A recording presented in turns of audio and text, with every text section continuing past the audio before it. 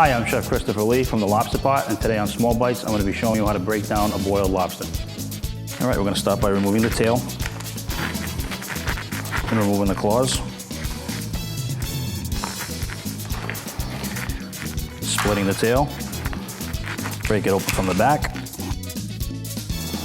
and you pull this right out. That's the tail. We're going to start by splitting the back with the back of your knife. Pull it apart, and you come in here with your oyster knife, just pull the claw right up. That's the first claw. Again, the back of the knife, one shot, pull it apart. Bottom half of the claw comes off. Get in here with your oyster knife, pop the claw right out. That's claw two. Next is going to be the knuckle. You start with the head of the knuckle, back of the knife, pull it apart. Again with your oyster knife, pop the knuckle right out. That's the first knuckle. Same thing again. And with the oyster knife, pull the second part of the knuckle out.